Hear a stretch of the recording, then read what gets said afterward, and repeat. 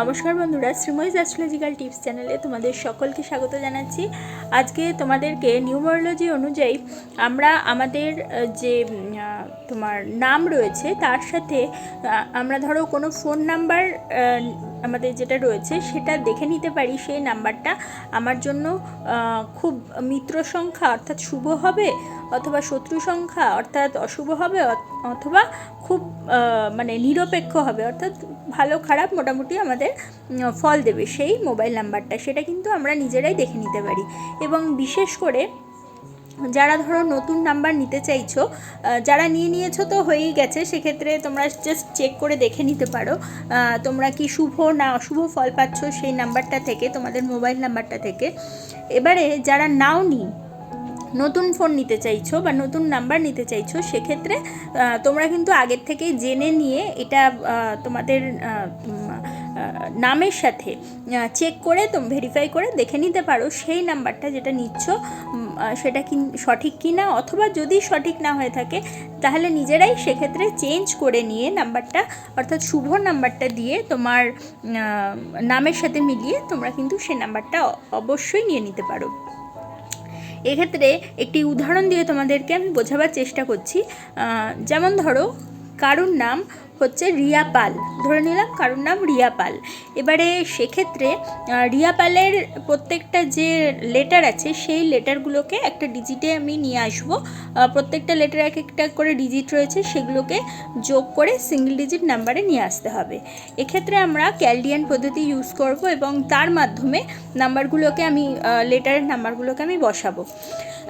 এক্ষেত্রে R is equal to 2, I is equal to 1, Y is equal to 1 এবং A is equal to 1। এভাবেই আমি প্রত্যেকটা লেটারের নাম্বারগুলো লিখলাম। এখানে আমি পাশে বা নিচে তোমাদেরকে দিয়ে দিচ্ছি যে ক্যালডিয়ান পদ্ধতির যে নাম্বারগুলো রয়েছে, একটা পদ্ধতি অনুযায়ী যে নাম্বারগুলো রয়েছে সেটা দিয়ে দিলাম। এই অনুযায়ী তোমরা তোমাদের নামের নাম্বারগুলোকে বসিয়ে নিয়ে দেখতে পারো। আরেকটা জিনিস তোমাদের দিয়ে দেবো, যেটা হচ্ছে প্রত্যেকটা নাম্বারের তোমার মিত্র সংখ্যা, শত্রু সংখ্যা অর্থাৎ চ্যালেঞ্জিং নাম্বার এবং নিরপেক্ষ সংখ্যা, সেটা তোমরা কি করে বুঝবে সেই চার্টটাও তোমাদেরকে আমি দিয়ে দিচ্ছি। এটা দিয়ে ইজিলি তোমরা নিজেরাই ভেরিফাই করে দেখে নিতে পারো। এক্ষেত্রে তাহলে কি দাঁড়ালো, রিয়া পালকে যদি আমি যোগ করি নাম্বারগুলোকে তাহলে দাঁড়াচ্ছে হচ্ছে নাম্বার 5।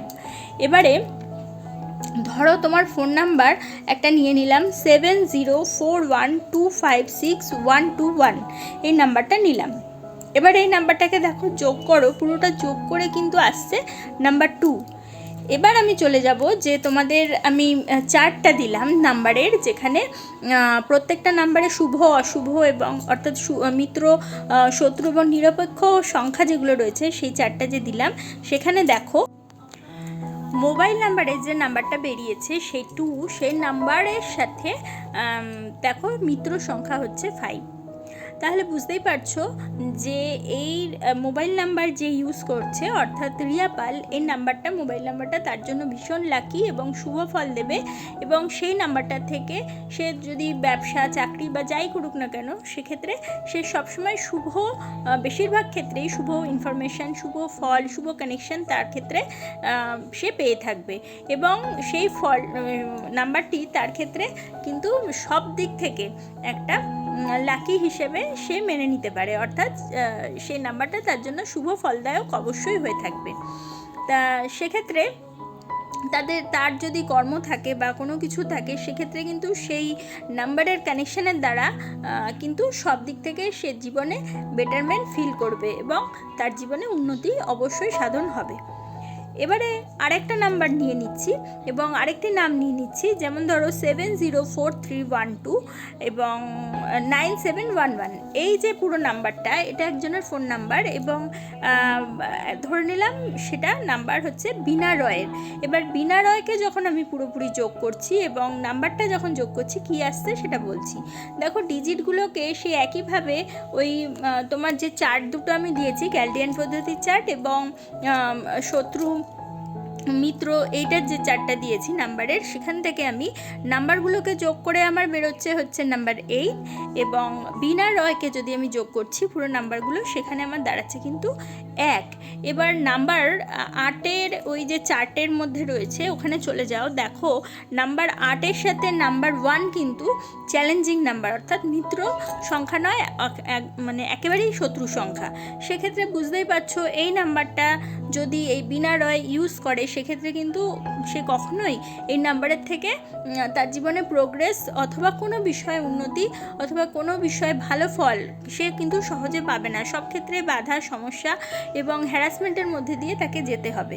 সেই জন্যই এক্ষেত্রে এই মহিলাকে অবশ্যই উচিত এই নাম্বারের কারেকশানের দ্বারা, মোবাইল নাম্বারের কারেকশানের দ্বারা যদি সে একটা সঠিক নাম্বার চুজ করতে পারে এবং নামের সাথে যেটা মিল খাচ্ছে এরকম নাম্বার চুজ করতে পারে, সেক্ষেত্রে কিন্তু তার জীবনে যে সমস্যাগুলো সে তার অ্যারাইজ করছে বা ভবিষ্যতে করতে পারে তার থেকে কিন্তু বেঁচে যাবে।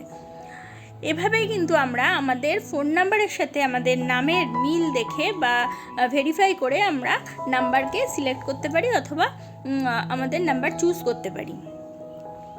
তাহলে বন্ধুরা, আজকে তোমাদেরকে আমি খুব সহজ পদ্ধতিতে ফোন নাম্বারটা তোমার জন্য শুভ কিনা অথবা নতুন নাম্বার নিলে সেটা তোমার জন্য শুভ হবে কিনা সেটা তোমাদেরকে শেখাবার বা বোঝাবার চেষ্টা করলাম। তোমরা নিজেরাই এইভাবে তোমাদের নিজেদের নামের সাথে নাম্বারটা ম্যাচ করে, নিজেদের ফোন নাম্বারটা ম্যাচ করে দেখে নিতে পারো। যদি তোমাদের আমার এই ভিডিওটা ভালো লাগে তাহলে অবশ্যই একটা লাইক করে দিও, তোমাদের পরিচিতদের মধ্যে শেয়ার করে তাদের জানার সুযোগ করে দিও, এবং যারা এখনও পর্যন্ত আমার চ্যানেলটা সাবস্ক্রাইব করোনি অবশ্যই সাবস্ক্রাইব করে দিও এবং পাশে থাকা বেল আইকনটি প্রেস করতে একেবারে ভুলো না। তাহলে প্রত্যেকে ভালো থেকো, প্রত্যেককে ভালো রেখো। পরবর্তী ভিডিওতে আবার চলে আসবো, ততক্ষণের জন্য সকলকে ধন্যবাদ, নমস্কার।